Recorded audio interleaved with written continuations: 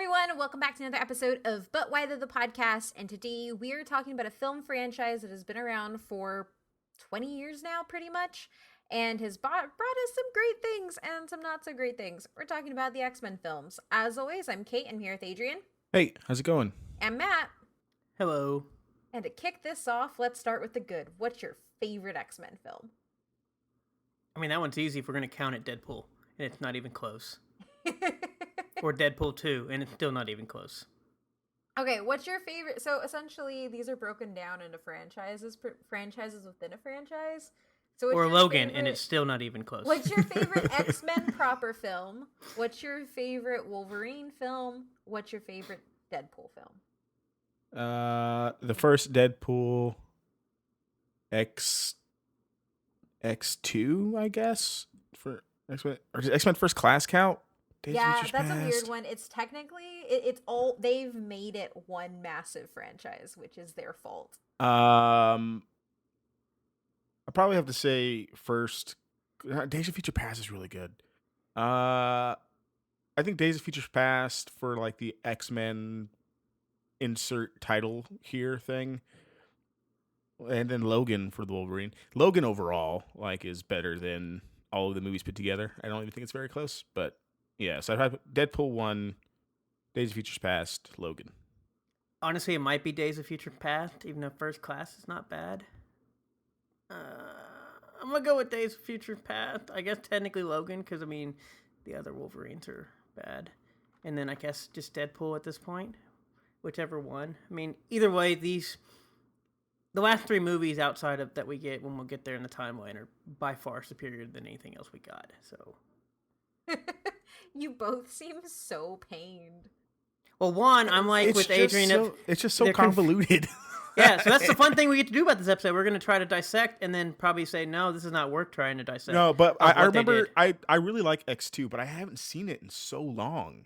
But I don't know if it holds up, but I know Days of Futures Past is really good, and I know First Class is really good. So it's really just trying to pick between those three in terms of like the actual X-Men ones, because the other like the Logan movies obviously, or the Wolverine movies obviously Logan's the best, and then Deadpool 1, Deadpool 2 is kind of a toss up. But it's really trying to, if I like X2 more than I like the other the reboot ones or like the time travel ones or whatever they're called. But I haven't seen X2 and I don't even know how long. Probably since I had cable when it came out on FX. I'm saying, yeah, that's like from 2003. That's how I was trying to remember too. Why do all roads lead back to FX? Because they have the movies. FX had the movies. Has the movies? I don't know. They had the movies and killed all their TV shows. FXX? Yes. FXXX movie power or some variation of that. FX Days of Futures Past. So my favorite X film is Days of Futures Past because it's a fairly good, it's a really good retcon, and that's something you can't really pull off well. Granted, they throw out that retcon later, but it's a really good retcon. But it's also a fairly good adaptation of that story. And I really enjoy seeing the old X characters being utilized and shown, or not necessarily utilized, but shown. Especially is that going to be a common theme of just like not utilized, just shown? Oh yes, we're gonna get there. Because it's taken me a long time to understand that. And I guess like X2 is technically my favorite of the original three, and then Logan with Adrian on Logan overall, and then Deadpool 1 over Deadpool 2 for me. Yeah, I think those are pretty standard, right? Like I don't know anybody who would say anything outside the variations. Yeah, I mean, I think that. Like no one's like Last Stand. Bro. Oh yeah. I don't think it's like that. The two from the new X series that are always in contention for top are First Class and Days of Futures Past. Usually, I feel like those two are interchangeable for most people. Yeah, I think so too. Because people might just remember them as the same movie at this point. Yeah, they do kind of blend together. Really, I don't know. No, I think Days of Futures Past is the only one that doesn't really blend together. Yeah, Days of Futures Past is kind of. I think it blends the two, like universe things together. Yeah, kind of a little bit, right? It retcons. Yeah. does that. Well. But there's also a reason on why they all blend together, which we'll also get to later on. But I do want to make clear that this isn't just going to be an hour of us shitting on the X-Men franchise. There will probably be a lot of that, but I do want to make sure that like I said on our X-Men episode, and we should probably revisit the X-Men as a whole later on too, but I guess if I stan anything, X-Men are pretty up there. For me, I've been in love with them my entire life. They're my first comic book, and these were some of my favorite movies. Yes, even including Last Stand for a long time. But I am also not just going to look at them like that, because a lot of them are big turds. So we'll also talk about that. But we are going to give it a fair shake. So in our X-Men episode, which I believe is episode 5, we talked about pretty much a lot of the big pieces. We've talked about how Stan Lee meant for them to be an allegory for the civil rights movement, how different people have gravitated to the franchise because of this narrative. We've talked about the Claremont years being some of the best and the giant-sized X-Men in the 70s. But we haven't extensively talked about the films. Adrian did cover the films in that episode, but due to the format, we didn't really get into so much of each piece. It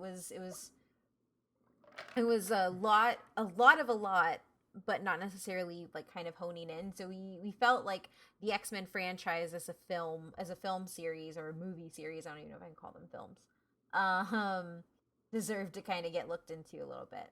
Yeah. Well, looking back in the show notes, this was just from 2017, which is again insane. We covered a lot of stuff in that episode, and I really didn't touch the movies at all, because we talked more about the animated series more than we talked about the movies even. So I think this is a good revisit for sure, for us to actually hit the movies more than just talking about the TV shows and stuff. It's just about closed out their entire franchise now that they've been sold. So might as well go back and look at all of whatever it was. Yeah, because I'm sure you're going to talk about it, but like, you're right. Before we have the MCU, before we have like the Dark Knight trilogy, like this is kind of it. I think we only have X-Men really to look up to, and bat nipples. No, that already shut down by then. Yeah, they did. I think a lot of things had shut down by then. So like, and the reason we're talking about this is because it's a 20 years of really, really high highs, but also really, really low lows. Yeah. And a lot has happened since Adrian first introduced us to them. Since then, we've had more movies come out. Ownership has changed hand. Controversies have come out. And ultimately, the format that we had at the time really couldn't get into all of this, because I didn't know there's 13 films. And each of those 13 films has about 4-ish, or each of those 13 films, which makes one overarching franchise, there are about 4-ish different mini franchises, depending how you count it. And they are supposed to, in Fox's mind, make up a larger cinematic whole. So instead of going through the list of movies chronologically, I'm going to break them out by mini franchise. That way we can kind of talk about them as we move through. So since this is an X-Men franchise episode, we're going to lead with the X-Men proper first. So the X-film that started the X-Men franchise is X-Men. That was released in July of 2000 with director Bryan Singer and writer David Hayter. After that, you had X2, which came out in 2003. Again, directed by Bryan Singer and written by Michael Dougherty, the guy who did Godzilla, if you don't know, Dan Harris, and David Hayter. And I do want to kind of put an asterisk by actually the writers of the X-Men. So David Hayter is the writer on the X-Men, but he is the writer on the script officially, but there were like 6 different people who were involved in the script after stuff started. So, yeah. That's a good start. Yep. So X-Men: The Last Stand came out in 2006, 3 years later. This was directed by Brett Ratner. And it was written by Simon Kinberg and Zach Penn. And as I go through these names, you'll kind of see a lot of them. One of the interesting people to note here is that Avi Arad was actually one of the producers on X-Men: The Last Stand. And he produced all 3 Spider-Man movies and Iron Man, as well as other movies in the superhero universes. Then you hit the reboot phase with X-Men First Class. This came out in 2011, so 5 years after, and it was directed by Matthew Vaughn, written by Ashley Edward Miller, Zach Stentz, who we actually got to interview via email about Rim of the World on Netflix, so you can check that out on butwhythepodcast.com. And then you also have Jane Goldman and Matthew Vaughn. So that is 4 writers on 1 movie. So yeah. Yeah. They seem like very different writers too. Like if you look at their IMDb pages, like they don't do a lot of the similar things. Yeah. But I guess this one worked out better though, I guess. But I guess This it also one makes did work continuity out better. weird, which is, I imagine, takes us into the next phase.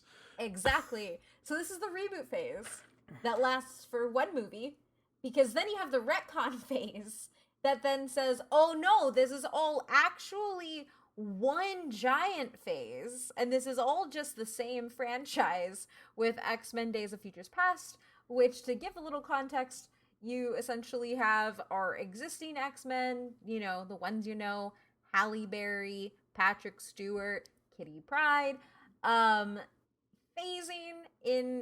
Wolverine. I like how you name like X-Men and then you name or you name like actors and then you just name an X-Men. I mean, I don't Ellen know her. Page. It's Ellen Page, but Ellen Page is We about got to Hugh add us. Jackman, Patrick Stewart, random Nightcrawler in there. He's an actor. Kitty Pryde, she's an actress too. In my defense, I forgot that it was Ellen Page too, so I'm all right. I was just like, wait, what? I was like, wait a minute, Kitty Pryde's an actress? Anyway. So essentially what they do is they phase Wolverine into the past to then stop their future from happening. And that's where he interacts with the new X-Men, and then you see the old X-Men, and essentially because of what Wolverine does, it ostensibly unwrites the entirety of the 3 films that existed before it. And there you go. And that's where we're in now. And then you have X-Men Apocalypse, which the longer I've sat with it, I have a very much different feeling, especially with how dirty they did Oscar Isaac as Apocalypse. What, you didn't like Grimace? You didn't like Grimace, Oscar Isaac? He's more like Ooze. Ivan Ooze. I mean, I'm not wrong. And this one comes out in 2016, directed by Bryan Singer and written by Simon Kinberg. And then you bring us to the penultimate, Dark Phoenix. That released June 7th of this year, 2019. Directed by Simon Kinberg, written by Simon Kinberg, Hutch Parker, Lauren Schuler Donner, and Todd Hallowell. Have you guys seen it yet? No, I'm not gonna Why? pay for that movie. One, the trailer and everything looked terrible. I don't know. I was 2, just and everybody asking. I talked to says this might be one of the worst movies they've seen all year.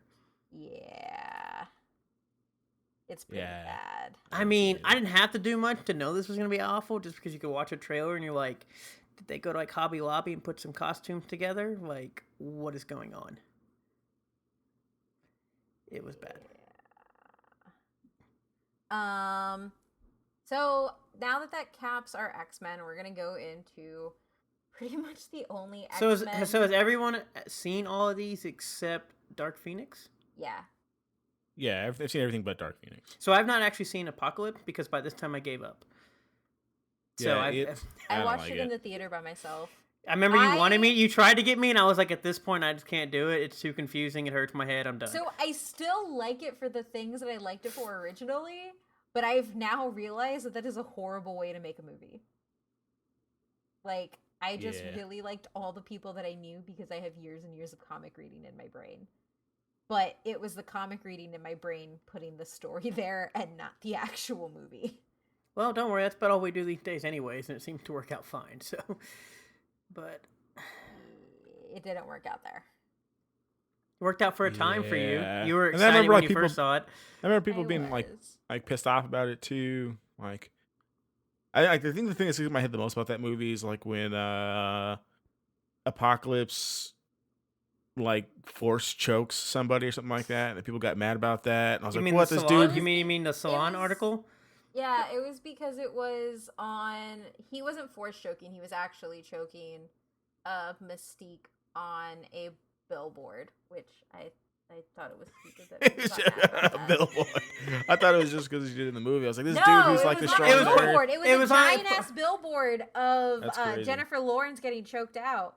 And it was one of those, I will destroy the world, and then they said, how dare you put this I on mean, here? the is X-Men Apocalypse is the one with the Magneto stuff, right? Or not the the Magneto stuff, right? Like with that stuff is That fantastic. stuff was really good. The That entire is opening really where good. it just like pulls him out of where he was and his family fucking dies.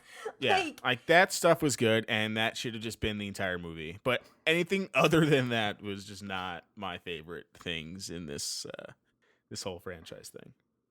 Yeah. And like Magneto basically kills like millions of people, and they're just like, yeah, you good, bro. They basically dab him at the end of the movie, like, hey, it's all right, man. It's all right if you were about to, destroy the whole world with your metal powers. As long That as you movie's do- just not good. It's just not a good movie. They don't explain it, except for when he's with his kids in the forest, and it's just not it. That stuff's rough. Everything else is not very good in that movie. Awesome. I'm sure it reflects in the ratings. Has to. Were you gonna say something, Matt? No, I was going to say, like, obviously it's okay to kill the entire world. You just cannot choke Jennifer Lawrence. Can't do that. Can't do it. Can't do it. So outside of there, we move into the Wolverine standalones, which is X-Men Origins Wolverine, because I remember they were supposed to do origin movies on all of the X-Men, and they never got there, which might be a good thing.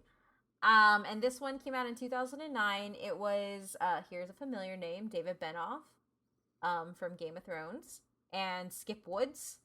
And the interesting thing is Hugh Jackman was actually a producer on this movie. So, I'm in the minority boat that movie would have been better if they just didn't do Deadpool like that. I think people just gave that movie much harder of a time than it needs to be. see, I'm glad Adrian hopped in here because I was going to be like, I might be defending this movie because if you take out, like, basically the Deadpool stuff and maybe the last, like, 10 minutes, that movie's not that bad. It's really not. It's really not that isn't. bad. It's literally just the ending part and what they do to Deadpool that makes it so awful. Yeah, and people just got so upset because they love Deadpool. But like, other than that, the movie is fine. Yeah. I think it's pretty bad. It's a good origin movie. But It wasn't other bad than- to me, it- other no, than the it's- Deadpool stuff. Oh man, when So they're it running through wasn't- when they're running wasn't through a time good- together, like that scene's dope. When he smashes his bone claws, oh, there's some brutal stuff in that So movie. it wasn't a good movie in the franchise because this is like one of the first pieces where you end up with like, oh, not first pieces, but like this is one of the big things. It's like, oh yeah, all that stuff we learned about Wolverine before, yeah, that don't matter. Well, we all knew this by this time. This is 2009. Like, everybody's like, oh, we already saw Last Stand. We don't know what the hell's going on. Yeah. Yeah, this was the soft reboot. Yes. This is I mean, to be fair, I thought this was the soft reboot because I thought that's what they were doing. I didn't think so. I thought that was because of. I'm not opposed to drawing the line there. I just didn't think so. I thought it was, and I thought it was especially when they rescued all the young versions of the X-Men. Yeah. Oh yeah, I forgot about that part. Yeah, that's why I thought that was yeah. like a soft reboot of what they were going And to then do. we see like Him old versions standing. of them in the Yeah. 60s in the new X-Men stuff like Emma Frost. Yeah. But I don't think it's that bad. I don't think it's that bad. I think like Adrian said, basically the Deadpool stuff ruins the You know entire what? That's movie. fine because I don't think The Last Stand is that bad. So I'm not gonna lie. I don't know if I've ever made it all the way through The Last Stand. I feel like I always like start watching it and then I'm like, I can't. Yeah, The do Last this. Stand was one of those ones that like I didn't realize people hated until later on. I don't think it's as good as like X2, but I don't hate it.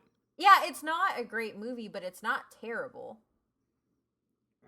I guess Origins Wolverine isn't terrible. It just I don't ever want to watch it. And I'm also went in the thing with Adrian. I thought this was like a soft reboot, especially for what they were I doing. didn't think so. So, minus the Deadpool squad stuff is good. Oh man, it's there's some good stuff in this. Parts. Like I actually, good. I would watch that one. I would watch that one over Last Stand. Yeah, I would too. I don't think so. Although I do like the part with him in the pit in World War II where he jumps down. That's actually a really cool part. Then you have Wolverine, which came out in 2013, directed by James Mangold. Why does that name sound familiar? He directed Logan. Okay. And written by Mark Baumbach and Scott Frank. I hate this movie because it makes so Matt and I were talking about this before the episode, but like I can concede that it's not a terrible movie. Like it's actually a pretty good movie. But I hate it so much because The Silver Samurai is my favorite Wolverine arc of all time. And they just took a big old dump all over it. So, see, that's a good thing of, I didn't think the movie, like, was bad. It was confusing, and I was really confused on what the heck was going on of, like, how this fit in with everything. I have a reference. This is my Spider-Man Homecoming. Okay. That's fair. But, like, I said, overall, I didn't think the movie was bad, but it also didn't make sense, especially because they at the end of this movie, they set up for Days of Future Past. And so it was kind of like, what was the point of this again? And then, like I said, it got reverted back, and then he had Bone again, and then it was like, what? I think the reason that this one succeeds, I think this one does fairly well critically, which we'll get into in a little bit. But I think it's because this is the first time we see Wolverine have stakes, and it makes him a more interesting character because he loses his invulnerability. Yep. So like that, like I concede it's a pretty good movie, but it just completely takes my favorite Wolverine arc and just shreds it. Like it means nothing. We can hug after this. We can hug it out from what happens when that happens. Yeah, I mean, I like this arc too, but I mean, it's just not. This isn't what I'd go back to. The action scenes are pretty cool, but the story's just too confusing. There's just too much stuff going on that doesn't like make sense. Pretty much. And the last act just doesn't really pay out very well, Nope. mainly because that last act, the Silver Samurai is isn't as cool as it should be. Oh, that was okay. Yeah. And calling it Wolverine is dumb. See, you're thinking about it now, and you're thinking like I am, Matt. Well, no, like it was one of those. I knew the story in general was weird, and it threw everything off, especially with the continuity and all this other stuff they were doing. Because at this point, we just already had First Class, and then I was like, "What was the point of this movie?" But overall, like as a standalone thing, I was like, "It wasn't bad." I mean, he cut open, and we got to see him like cut himself open to prevent himself from dying, which was kind of. Yeah. But I mean, overall, yeah, it was just more confusing, and it kind of left me going. Especially like I said at the end, this movie ends with the scene of basically them setting up Days of Future Past, and you're just like, what? What? I just like that he just takes a nuclear blast, just full on, and just like, all right, yeah, I'm good. Harrison Ford did it first, so. No, Matt. And then we have Logan, which came out in 2017, also directed by James Mangold, also written by Scott Frank, James Mangold, and Michael Green. And this movie deserved a frickin' Oscar, and I'm still mad that it didn't get one. Yeah, it's really good. Yeah, it was nominated for Best Adapted Screenplay.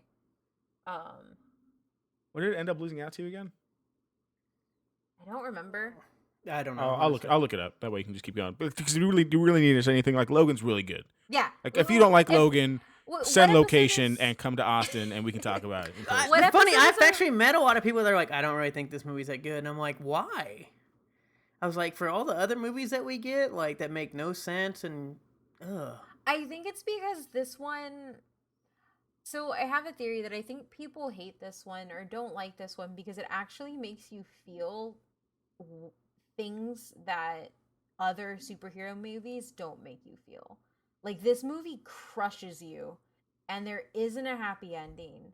And I'm like getting sad just thinking about Patrick Stewart, you know, Xavier dying. That's a rough scene, And man. It's like rough. it's it's acted so well, it's shot so well, and it's dark, but it's not like sepia tone DCEU dark. It's like actual like gut-wrenching dark. And I think for a lot of people what the X-Men franchise had given, what the Wolverine franchise had given, and ultimately the state of the scene with the MCU, I don't think people were ready for that type of thing, and I think that's why a lot of people don't like it. Yeah. I will always just love this movie because it was the first rated R superhero movie that I can remember off the bat, unless somebody can prove me wrong. Deadpool? No, Deadpool comes out. Oh, no, it's just 2016. No, it's not. Is it? This Logan's 2017, and then Deadpool is 2016. Yeah. Is it? I could have sworn. Oh, my bad. Then I thought I'd sworn that Deadpool was. I could have sworn that Logan came before Deadpool. I am completely off then. Yeah. It's sandwiched in between because Deadpool comes out in 2018. The other thing I do know too is that a lot of people, or like a lot of parents were mad because they took a children's character and put them into an R-rated movie and they couldn't take their kid to see it. What? Do you know this dude? What? Yeah. What? This dude literally has metal implanted in his body from messed ups. What? God. They apparently skipped Origins where they watched them be tortured to put that metal in. But yes. Yeah, we don't care about that. It lost out to Call Me By Your Name in the 90th Academy Awards. What the hell was that? Oscar bait movie. Obviously, because romantic I have no movie idea. kind of Which thing. one again? It's the one with the coming of age romantic movie with the boys. I think this is What? Oh, okay. Call Me by My Name, right? Call me by your name. Yeah. Okay. Yeah. But Sounds now about right for. Isn't that the one that people think like, oh, it was like not an okay relationship because the other guy was like a lot older? I think so. I think that's the one. Yeah. I have no idea because as most Oscar winners, probably about 12% of the people actually watched it. Yeah, I know a lot of people watched it, but I know that like in recent, like in the last couple of years, people have been like, "Hey, that movie probably wasn't as good as people thought it was." That seems to be a common theme. But okay, so apparently Deadpool was 2016. Yes. Which for some reason, I was catching us back up. I was just confused for that for some reason. I thought Logan was okay. Oh well. Yeah, Logan good.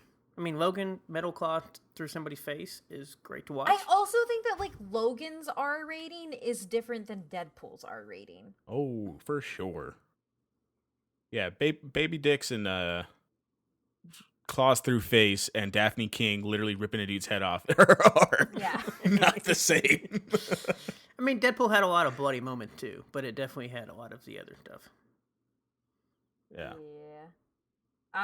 Okay, now going into Deadpool in 2016, directed by Tim Miller, written by Rhett Reese and Paul Wernick, and produced by Ryan Reynolds, of course, because one of the really cool things about the Deadpool franchise is Ryan Reynolds leaked test footage of what was supposed to be Deadpool, and then it went really, really well, and people were calling for the movie, and finally Fox greenlit it, and this was the first R superhero movie. And it was one that, again, people were like, I can't bring my kids to this. I want to bring my kid to this. And I'm like, no, sometimes things aren't for your kids. And Deadpool should never be PG-13. Ever. Until they attempted to redo that. Is it this year or was it last year? It was last year. I heard it was actually really hilarious because they knowing like how they did it, but I've never watched it because I have no interest. Fair enough. But because it's like Deadpool fourth wall breaking, like that's what made it funny to do with the PG-13 version, at least there. But so Ryan Reynolds was born to play Wade Wilson. Like the same way Hugh Jackman was born to play Wolverine, Ryan Reynolds was born to play Wade Wilson. And I will say that was, I think that's why people get so mad about Origins Wolverine and how bad it did Deadpool, was because of how good Ryan Reynolds was as Wade. I think that's why people get so angry about me and Adrian totally said that. Like, if you cut off the Deadpool stuff of that movie, and like I said, maybe the last 10 minutes, and all the Deadpool stuff, the movie's not that bad. Yeah, because it's like the last 10 minutes of Deadpool. Because the other stuff, when he's slicing bullets and he's like quipping in the elevator, like all that stuff is good. It's just because they sewed his mouth shut and gave him like Wolverine sword arms, but everything else is pretty good. Man, we still gave him the teleportation stuff, didn't they? The teleportation stuff is crazy. Yeah, they did. They did. I mean, obviously. And they Darth Mauled him. I thought that was kind of cool. I don't know, man. I don't know. That whole thing. It's all right. It's fixed. It works. It works out in the end. It works out in the end. We saw Deadpool 2. He goes back and retcons it by killing all those people, even himself, which is really good. So Deadpool 2018, directed by David Leitch, also written by Rhett Reese, Paul Wernick, but now this time Ryan Reynolds is writing as well. Which I will say this, because I played a lot of the X-Men games when they, like the video games that were coming out when the X-Men films were going on, and it never felt like the same character.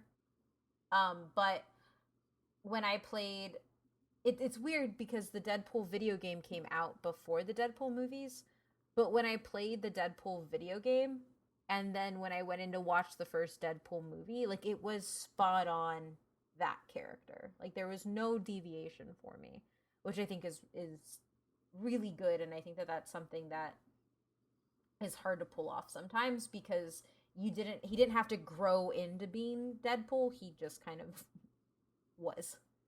Then the Outlier and the movie that is supposed to be happening on April 3rd of 2020, but may not be happening and possibly will be coming to Hulu, but may also be getting a theater release because they don't know what's going on with it, is the New Mutants, which I'm not even going to get into because it's messy and I feel sorry for Maisie Williams. And I was actually interested in it at first. And now nobody cared about this movie. They only cared because Marvel didn't have the right to the X-Men. No, I cared about the movie because it's like a horror version of the New Mutants, which made it look really cool. And I actually really like the New Mutants as a series. But they've cool. You're the only person. No, there's quite a few people that were at least. That's why this movie's been pushed back about 8 times. No, it's been pushed back because Fox has lost so much of their stuff. That's why it was because nobody cares about this movie. It has nothing to do with people not caring about it. It has everything to do with the company. It's the same reason that people were more excited for New Mutants than they were Dark Phoenix, which I know isn't saying a lot, but this was at least a new start. Yay, the 10 people were more excited than the 8 people. This doesn't look too bad. I mean, the cast list doesn't look too bad. Cast list is pretty. Maisie Williams, Anya Taylor, Antonio Banderas was supposed to be in this. The movie's already been shot, hasn't it? Yeah, they're doing reshoots. Yeah, that's it. The movie's like pretty much done. They just been reshooting it and then deciding what to do with it. Well, so a lot of it, at least from what I saw, the first pushback was a bad test with their audience, and then they had a recut that was supposedly pretty good when they showed it, but then that's when Disney started talks, and then they went into reshoots again in case, and then they're in reshoots again now that Disney owns them.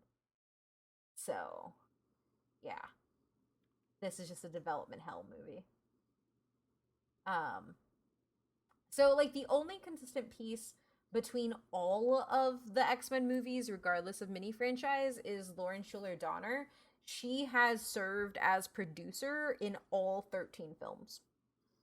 So at this point, is that a good thing or a bad thing? Up to you.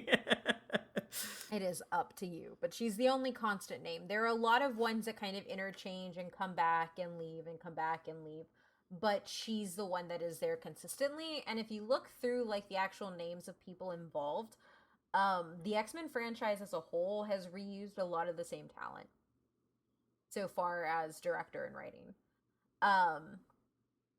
Which makes no sense because there's no continuity. So technically, what is also counted as the X-Men franchise, because Fox made them and said that they're part of the X-Men franchise, is Legion and the Gifted. Believe both of them have been canceled by now. No, I Gifted think for Legion's sure. Legion's last season, I believe, is coming. Yeah. So I know that one's in its final, but we're not getting any more pretty much after what's happening. Gifted's completely axed. Legion is really good. And so I haven't seen Legion, but like I keep getting the stupid Twitch ads this last season, and it looks crazy and it looks pretty good. I'm like, what is this? And they're like Legion. I'm like, oh, I don't know if I want to watch 5 seasons or how much to catch up. Yeah, I would. I've only seen the first season, because there are just so many shows to watch now. But this is when it looked like it was going to end, because I think it was also supposed to end in 3. Because they were unsure, because that's when like the first rumblings were happening. I'm probably gonna wait for season 5 to wrap. And is it season 5? I took a guess, by the way. Oh, I was like, I just guessed it was 5. I have absolutely no idea. I just knew it was like the final like season is apparently coming. I know that season 3, because I know it's been canceled twice. So this is season 3. Yeah. Okay. Yeah, this is. I was like, I have no idea. I just took a guess. I just know I didn't feel like catching up. Season 3 is the final one, and I've only seen the first season, and I haven't seen the second season. So when did the first season release then? 2017. No, really, that early ago? Well, yeah, it's 8 episodes, 11 episodes, and 8 episodes. Aubrey Plaza is undeniably amazing in this series. Like it's so good. She's like scary. But it's a really good show. I really enjoyed it. The Gifted I never got to watch because right when I was going to pick it up, it got canceled. So that's that. And after this, we will get into the But Why Those. Here, But Why Those. The first But Why Though is a shock to no one. Hugh Jackman. Because Hugh Jackman was Wolverine for 17 years. Which we talked about in our Wolverine episode, but like that's just kind of really crazy to think about, and I don't have to go like super big into it, but like Logan's impact on genre film, the movie Logan, is not only because of the writing and the directing, but also because of the emotional impact that you get from watching a character being played by the same person for so long. Like, there's an emotional connection as you watch that character die. And I think that that's something that is really hard to replicate. And I think that it is something that, even, the MCU hasn't even replicated pretty much. I mean, the characters that died in Endgame have been around for a long time, but not 17 years of a long time. And ultimately, Hugh Jackman wasn't supposed to play Wolverine. The first actors that they went through were Russell Crowe, Dougray Scott, and Glenn Danzig, and they all ended up turning down the part, which led to Jackman being cast only 3 weeks into shooting. That's funny. So yeah, he was almost not Wolverine, and now he's a character that I never want to see brought to the screen again, at least for 25 years. I don't know who Glenn Danzig is. I don't either. He's apparently the founder of the Misfits. Yes. And he's 5'3", and he kind of looks like. Yes. He looks like him, so I think that would have been. I don't know this guy's acting quality. He's also like 60. I don't think he would have had any acting quality. He's 63 now. Like, he would have been old 17 years ago to play this character. But I'm glad it was Hugh Jackman and not this guy, even though this guy is probably like physically fits Wolverine more. He also in 2009, he still threw a great show. Yeah, because he's pretty jacked for like an older guy. Yeah.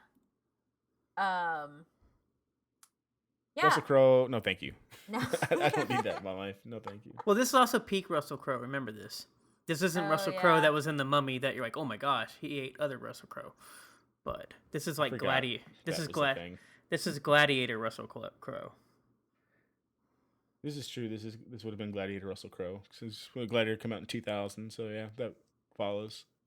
Also, I looked at because I'm always curious what IMDb puts their movies as, but Logan falls under the future near category, and that is live action movies set within 100 years of their release dates. And Logan is number 3 on that list. What in the hell category is that? What are the other movies? I Am Legend, The Martian, Dawn of Planet of the Apes, Interstellar, 2012, Divergent, War of the Planet of the Apes, I, Robot, etc., etc. So it's just like a future movie, but still a near future movie.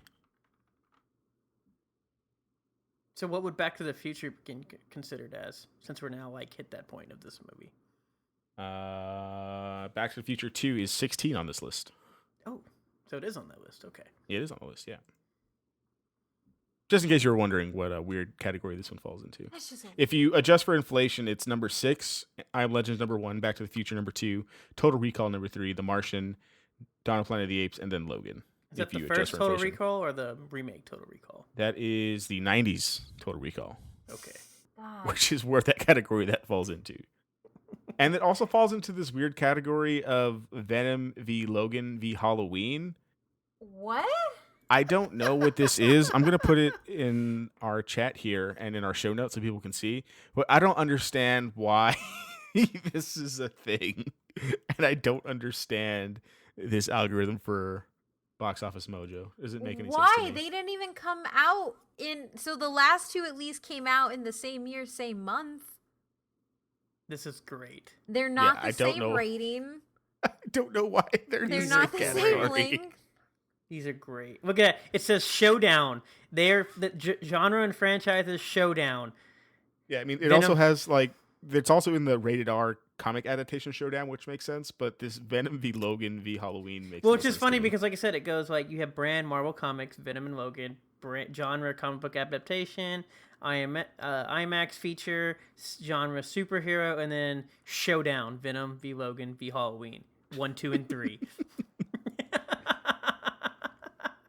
I mean, I think Box Office Mojo is trying to give Logan the love that the Academy didn't, and they're trying to give it, W's in all the categories. This is so funny. That makes no sense. Anyway, so also to kind of point this out, because I don't want him to go unnoted either, is Patrick Stewart also defined who Charles Xavier was for 17 years.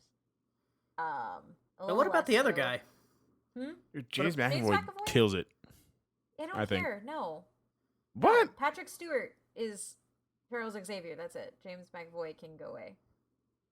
What? James McAvoy is like the reason why the reboot movies are even like, what? You didn't I thought the Spaniard guy. You sleeping on? I was like, I thought the Spaniard guy was. You sleeping on James McAvoy? I'm not saying he's bad. He's not Patrick Stewart. He's not Patrick Stewart, and he's not Xavier. He's never going to be Xavier to me. So then, who is Magneto? Is it the Spaniard? Michael Fassbender or Ian McKellen? Why do you keep saying the Spaniard? Oh, Assassin's Creed. That's right. So I actually think the connections between the two characters, so the way they act in their respective continuities, and I actually think Ian McKellen and Michael Fassbender are really close to each other. I thought that was a better matchup for casting a younger version. And I just think Michael Fassbender was better than James McAvoy in those movies.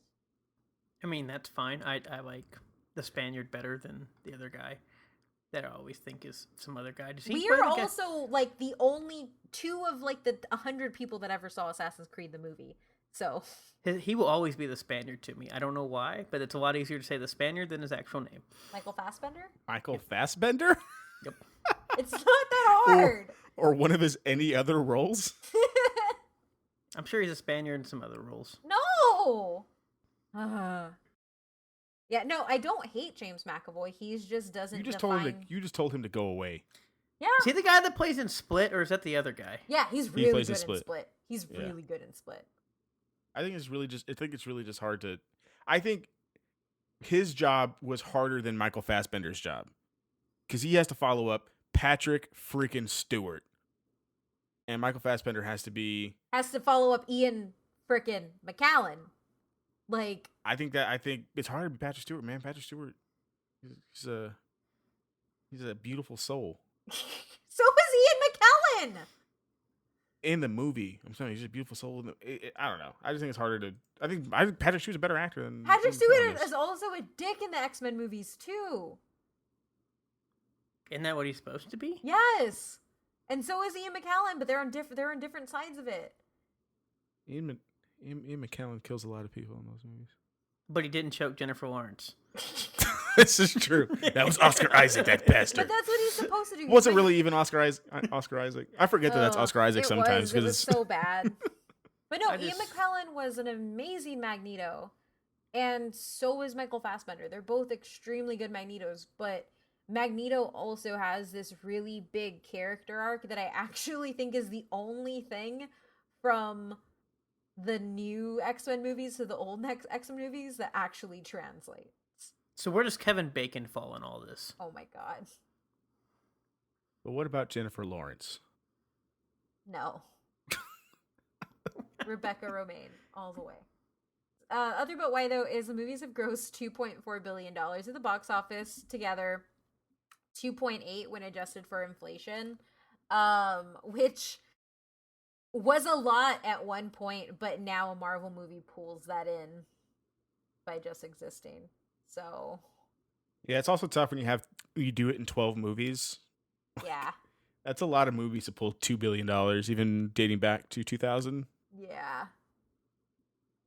Yeah, so the highest grossing is Deadpool, which is the R-rated movie, which is actually really surprising, and we can just go by inflated, adjusted for inflation. Deadpool has 381 million. And their number one, X-Men The Last Stand, has 322 million. And number two, X2 has 321 million. Deadpool 2, 306, which is like, those numbers for Deadpool, I think, are way better than the numbers for the other films just because of Deadpool being an R-rated movie. Yeah, for sure. So, I mean, if you look at this, just because it was like our, the episode we just did right before this, like those numbers aren't better than like Men in Black, which is definitely not on the same level as, like a Logan or Deadpool. Why don't these movies do better? God, it just doesn't make enough money. Like, why did this make so little money? I've seen most of these movies in the theaters, and I just don't understand why they made so little. Because a lot of them are bad. But they're bad, but are they... Oh, man. Am I allowed to make the joke that only MCU people will pay to watch bad movies? Is that appropriate? X2 is number 6 on this list. They're not the only ones. Star Wars will, too. That is also correct. But X2 is 6 on this list, and like it's definitely not the 6th best movie out of the 12. That's fair. First Class is 10 on this list, and it's one of the best. Yeah, but by that time, I think everybody was wondering. By that time, well, First Class comes right after Wolverine Origins, so probably at this point you're probably confused. Like, why is this continuity not making sense? For Deadpool, the category that it is number 1 is the revenge genre on Box Office Mojo from 1980 to present. On that list, Gladiator, The Revenant, Quantum Solace, and Django Unchained are the top 5 in that. So is category. Revenant because he tries to fight a bear? Is that what the revenge is? I still haven't seen that movie. I haven't either, but all I know is I'm not heard bad. I'm just like, I haven't bothered to watch it. It's super long, isn't it? Yeah, it's long. And it's definitely a revenge movie. When you adjust for inflation, it's still number 1. Deadpool, Gladiator, Star Trek II, The Wrath of Khan, Quantum Solace, and then The Revenant for top 5. Revenant, Revenge of the Bear. The bear is getting revenge. Bear Venge? Yeah. Bear Venge. Okay. Yeah, so the reason that the numbers are surprising is they actually perform really well even when the critic response is terrible, which I guess isn't technically surprising because Batman v Superman exists. But the ratings of the movies are as follows: X-Men 81. Hold on. Before we get into that, can you say that what the 12th movie on this list is?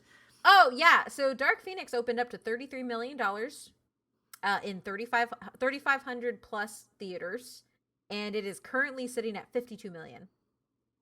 This is also 2019 money. Yep. Yeah, it's a full $100,000 less than the Wolverine. That's $100 million. $100 million, yeah. Yeah. And I don't think it's going to get there, so that's fun. Not going to get there. Okay, now we can get to the ratings. I just wanted to say that how bad of a drop-off that is. Okay, so the ratings are as follows: X-Men 81, X2 85, X-Men The Last Stand 57, X-Men First Class 86, X-Men Days of Future Past 90, X-Men Apocalypse 47, Dark Phoenix 23. So you can see that as these mini franchises go on, they just deteriorate. With the exception of Wolverine, which is X-Men Origins Wolverine 37, The Wolverine 71, and Logan sitting at the highest of any X movie at 93.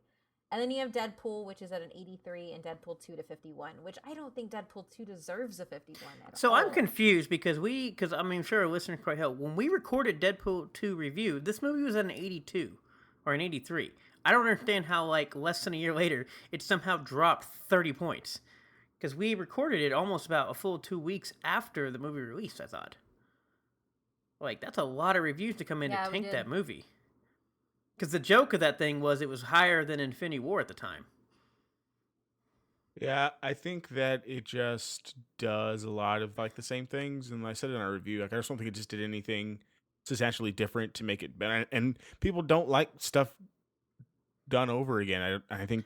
See, you say that, but people showed up to Aladdin, and all they did was make Will Smith Yeah, but what's blue. Aladdin's rating? Like, what's Men in Black's rating? Like, I think when stuff comes out and we do it, I think... yeah, so I think Wikipedia lied to me.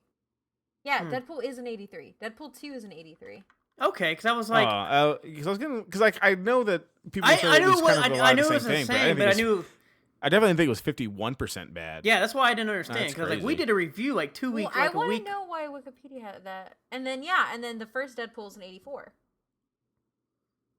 Where's the 51? Did I mess something up? That's why I was confused. Because like, how the hell did it drop 30 points?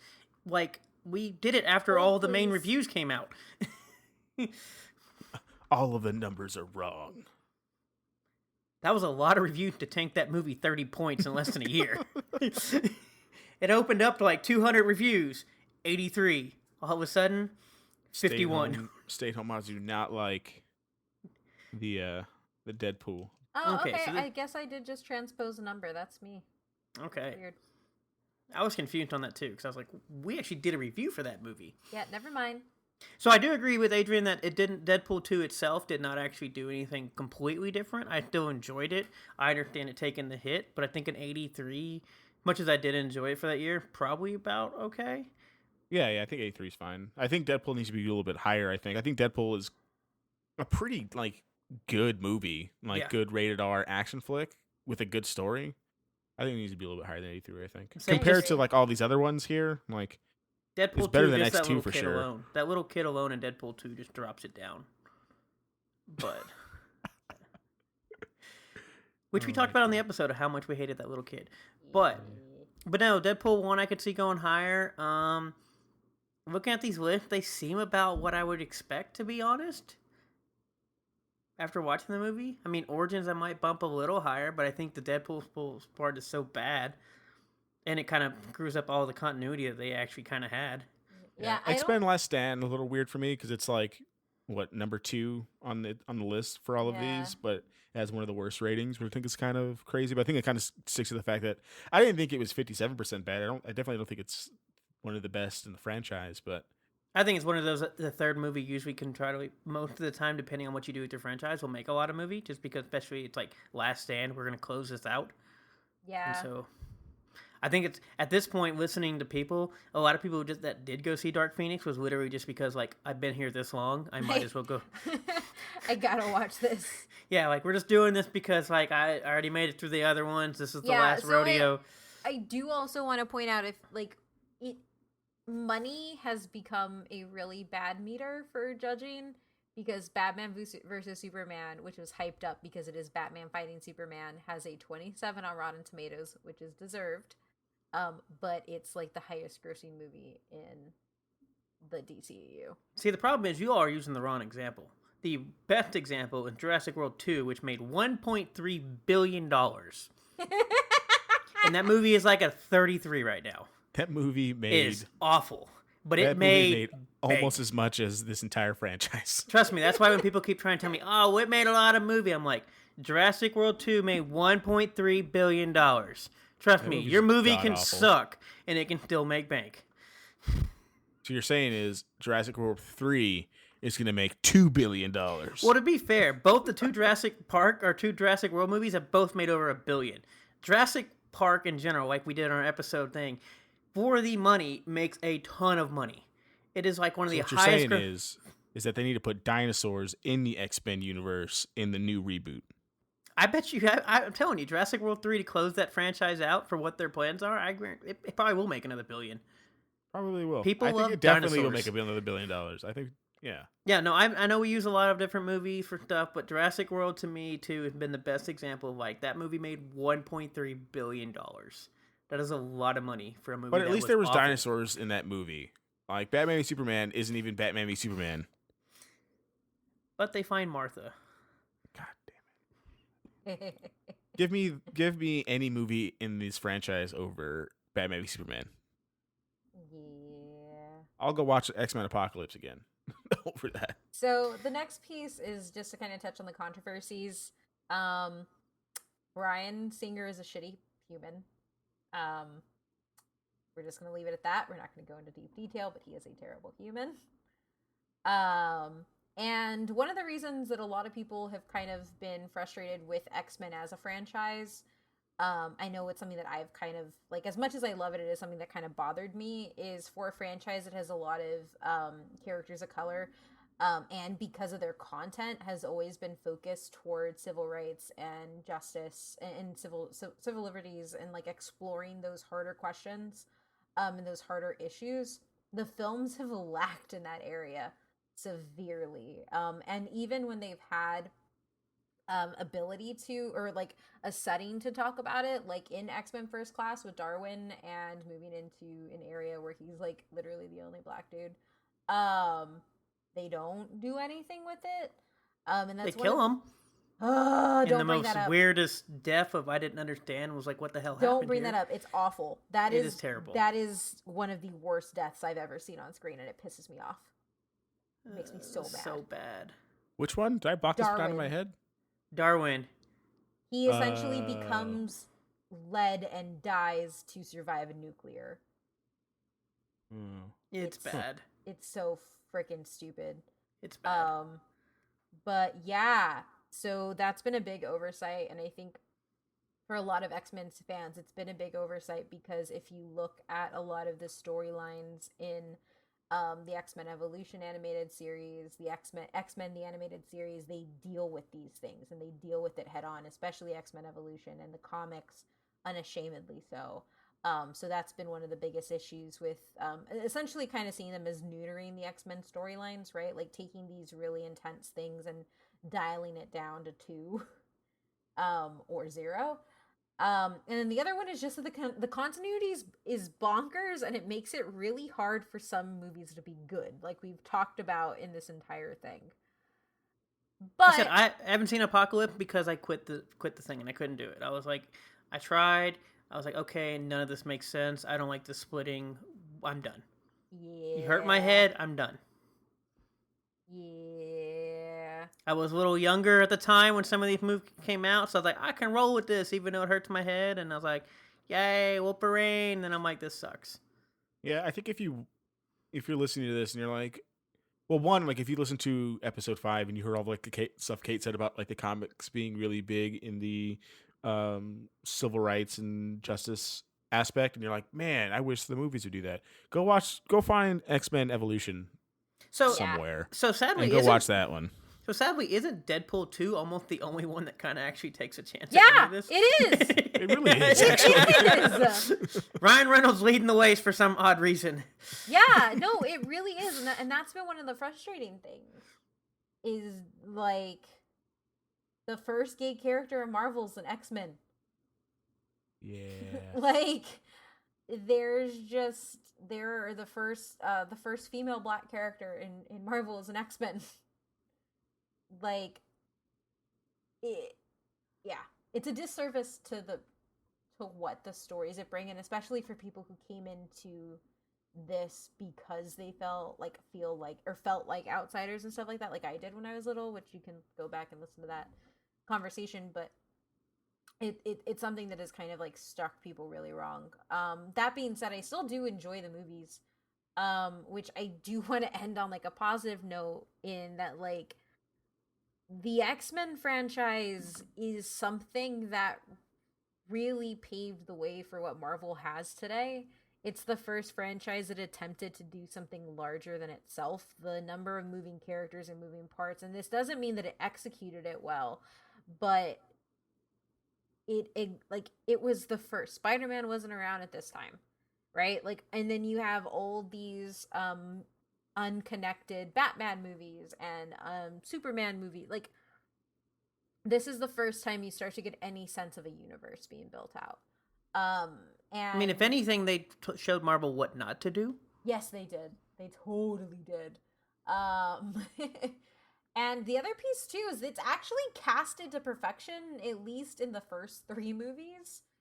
In some of the Wolverine instances, like I think Liev Schreiber is actually an amazing Sabretooth. Patrick Stewart and Ian McKellen, one of the reasons that they work so well in the X movies is because they're actual real life friends. To the point that Ian McKellen was the officiant over Patrick Stewart's wedding. And so that type of dynamic is something that I felt they brought to those characters in the X series, which is really hard to miss if you don't do it right. And it's one of the most important parts of Xavier and Eric's relationship and fights. James Marsden is actually a really punchable Scott, which makes him the perfect Scott Summers.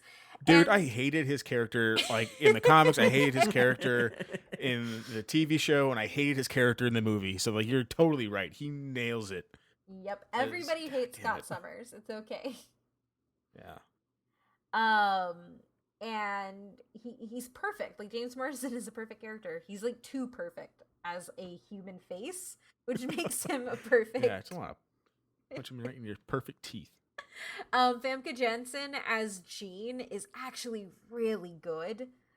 I still think she's 10 times better cast than Sophie Turner, and I really like Sophie Turner, but she's not Jean Grey at all. Okay, cool. Because I was like, that's the older one, isn't it? Famke Janssen, yeah. Yes. Okay, cool. Because I was like, I don't like the newer one. And I don't know if it's because of how much of Sophie Turner playing Sansa for so long kind of bleeds over into it, where I just see Sophie Turner as Jean, and I'm like, oh, you're not. I think it's more of a writing thing. I think if you take like further along Game of Thrones Sophie Turner and like you let that be kind of like the Jean, I think it comes off better. I think it's more of a writing thing in those first couple movies with her. That's fair. Maybe, I don't know. I haven't seen Dark Phoenix, so who knows? I haven't seen Dark Phoenix, and I don't want to. They gave her chola eyebrows in that one. They went all out. Ray Park as Toad is ridiculously good. Like, I don't know if y'all remember, but this is also one of the sad things that they've done is they introduce these really cool characters, but because there are so many X-Men, they introduce them and comic fans get really happy, and then they're gone and they don't matter anymore. I was like, that sounds familiar, and I kind of vividly remember, but now I'm like, wait, what? Storm electrocutes him in the statue. That's what I thought. I was like... Yeah, Ray Park's used to being thrown away after, like, doing a good job. Like, that's his life as Darth Maul and as Toad. Question, now that we're actually talking about the movies, do you like or dislike her line of the Toad line? I really like that line. No. I think the line is fine. People get that line so much... I like that line. I was like, is she wrong though? Yeah. Well, so like, and the thing is too that I think people forget is like Storm is silent, but when she talks, she's usually doing it to shit on somebody. So would you like to tell everybody the lovely line? Do it, Adrian. And she's like, what was like, what is the, what happens when a toad gets struck by lightning? The same thing that happens to everything else. And then she blasts his ass off like the. It's ridiculous. It's so and good. It's not wrong. It's not wrong. She is one of like the most powerful X-Men. Of course, she's gonna blow that dude up. Come on, man. I love Ray Park, but Toad versus Storm. Storm is the most powerful X-Men because Wanda is a member of the Brotherhood. Oh, okay, yeah. I guess that makes sense. Yeah, and she also strikes people with lightning. Like, have you seen lightning before? Yeah. Sean Ashmore as Bobby, or Iceman, which is his alias. I always just call him Iceman. He's actually really good as Iceman too.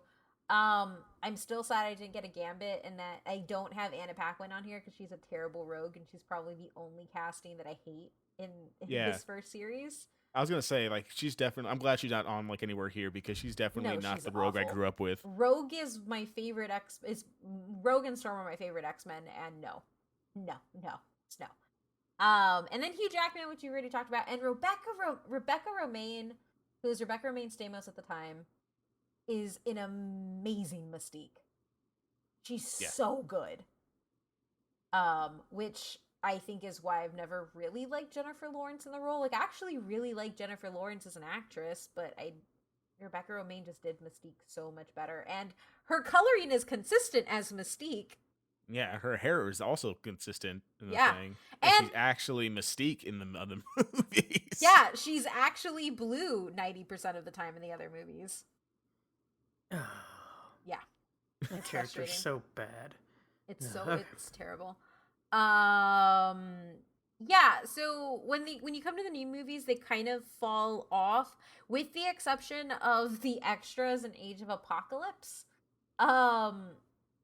Now watching it back, I realize as much as I love the fact that Olivia Munn is an amazing Psylocke, that only matters to me and comic readers, and people who have never read any of those things know who she is. Same thing with the 90s crew in the mall, which was a great Easter egg for me. Wasn't for other people. Like, sadly, the later movies like live on a foundation of Easter eggs, and so even when they have this perfect cast for those Easter eggs, it's like it really doesn't matter to like a larger audience, whereas the MCU has done really well at making a movie for both comic fans and a wide audience.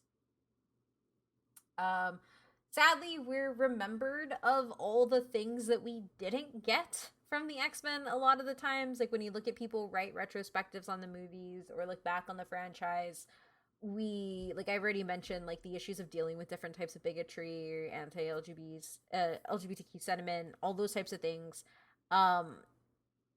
It's one of those things that, like, the X-Men is known for, and it's its lore, and we don't get, so a lot of the times it makes it hard to kind of understand. I think for me, the biggest piece is when we see Anna Paquin decide to take the frickin' cure, and I'm just like, really?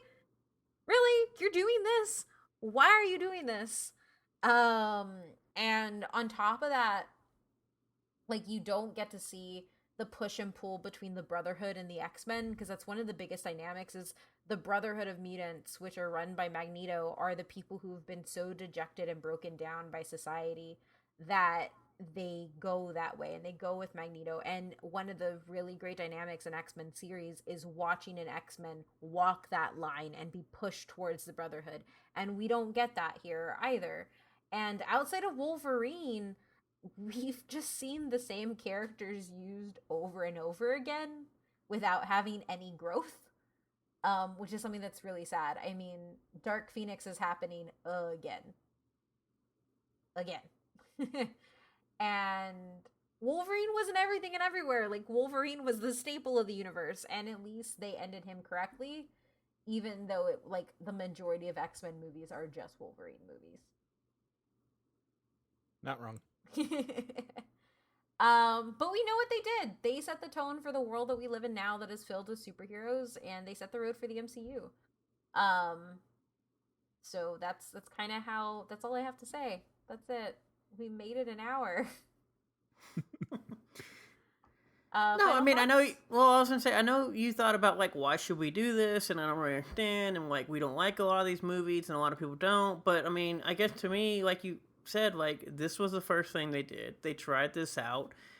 As much as it was technically bad, it still lasted pretty much maybe at least 19, possibly 20, depending on what happens to New Mutants. And to say that your quote unquote franchise made 13 movies over 19 years is kind of unheard of. I mean, if we look at other franchises and stuff, I mean, obviously, like Star Wars spans more, but it still doesn't have as many movies. And we do have some good moments, and I really do believe we see.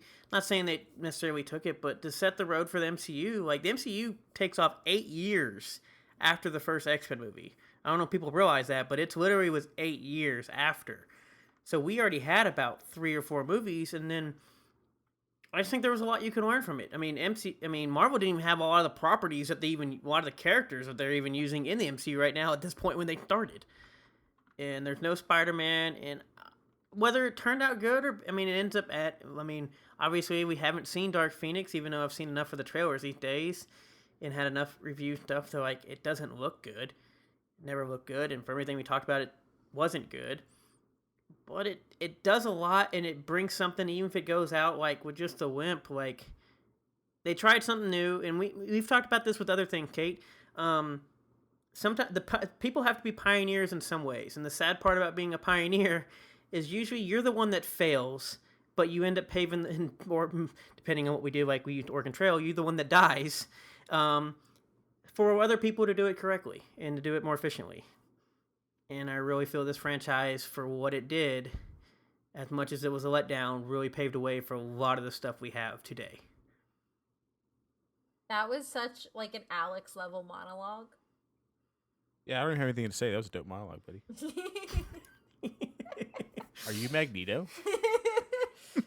I mean, if Matt was an X-Men universe character, he would in fact be Magneto. That's the poll we need. Which X-Men characters from X-Men or from the Brotherhood would we be? Yeah. But I really don't have anything to add, to be honest. I think Matt said everything. After doing all the notes for like the MCU episode, they are the first ones to do it correctly outside of just like comic book stuff. But if you look at the timeline of this, there wasn't really anything to go off of. At least the MCU had something to go off of like, hey, we should plan out all of our movies first. Yeah, and then do the thing. And I don't think they really had the vision of going.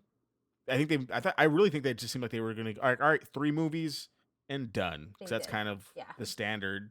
But they try to do more, I guess, once you see Batman Begins and Spider-Man come along, I guess. Because they come out a little bit after. But, yeah. And I also think, like, it's one of those things, like, now that Disney owns Fox, because Disney owns everything, we're going to be getting